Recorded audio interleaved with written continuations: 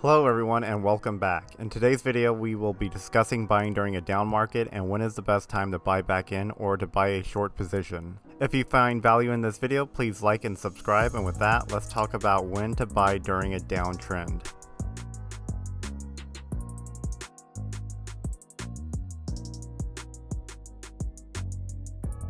So the market took a dip recently and we aren't sure if it will continue to go down or go back to its uptrend. Many of you found me on StockTwits, and as the market was dipping, I saw many comments saying buy here, buying the dip, and I was screaming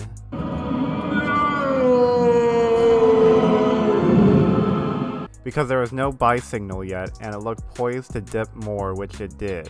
Here on this channel, we try to get good deals. We don't try to time and find the exact bottom. We look at overall trends and then decide either to buy or short the market. EMA lines are essential when it comes to deciding when to buy or not. If you remember that an uptrend or sideways trend is when the 20, 50, 100, and 200 EMA day averages are in that order. When the lines are tangled, depending on the severity, can indicate a retracement or an outright downtrend. When the lines are about to cross into a downtrend, for example, it's usually not a good sign to buy, even if there's currently a green candlestick. In a downtrend, we wait for the EMA lines to become mostly flat or stable and for the signs of an uptrend. Let's look at two examples, starting with QQQ, an ETF tracking the Nasdaq. Here we saw a massive engulfing candle indicating a downtrend. We saw another red candlestick pull below the 100-day EMA, but then eventually came back up. And right now it's in this sideways trend. If we look back to late February and March, we see that the EMA lines begin to cross one another. And despite us having a little uptrend right here, it eventually continued on the downward trend because we see all these lines are crossing. When these lines are about to cross, that indicates usually it's not a good time to buy. We do eventually see some stabilization in this area, and it can then a uptrend continue right here. The height of the uptrend was around 7%, 6.6% eventually went down again, but then we eventually see it go up once more. When you see these lines become stabilized and straight, and you see an uptrend begin, is when you usually want to buy back in. You don't want to buy during a dead cat bounce, such as over here and over here when these EMA lines are crossing. That is not a good buy signal. You wait until there's some stabilization, and then you see signs of an uptrend as you see here and here. You see green candlesticks above the SMA and the 20-day EMA in both of these scenarios. That's usually a sign that we are now seeing a uptrend and that the worst has passed. Looking at Ethereum, end of August, we were in a downtrend, but then we saw signs of a uptrend in this area over here. We saw green candlesticks above the SMA and 20-day EMA, and then it continued upward.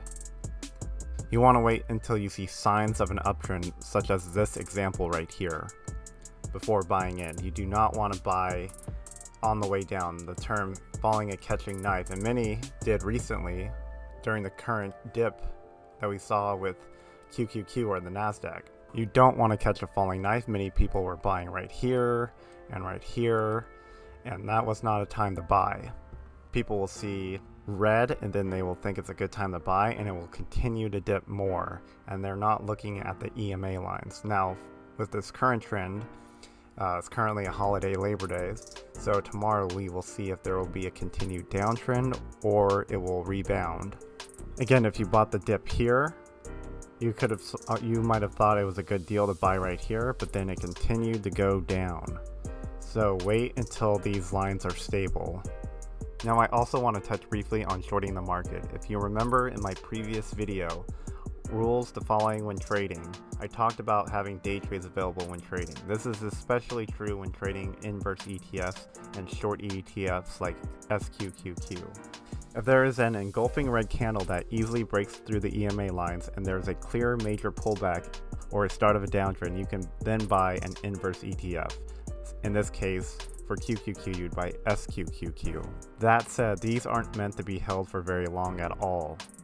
unless it's a massive downtrend like we saw in March with constant red candles.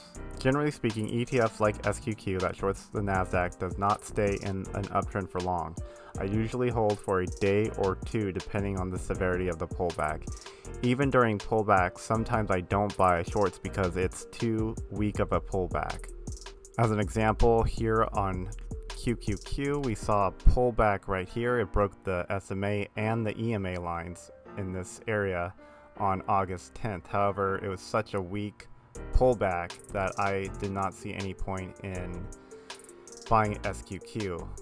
The risk of buying SQQ was a little too high for me. There was no real engulfing red candle, and you saw some stabilization here. It did pull back some more in this area, but then it quickly went back up, so that's why you don't really want to hold SQQ for too long. When QQQ goes up, SQQQ goes down. Also know there's a big difference between a major pullback and retracements.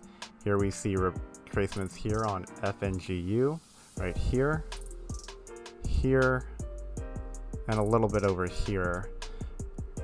And this is a time to not panic sell and freak out. It's just a small pullback, which is natural. There's no straight line usually when you're trading for days on end. It's usually a little bit of pullbacks, which are called retracements, and then it continues in the uptrend. Obviously this right here is a massive pullback versus a retracement that you see right here.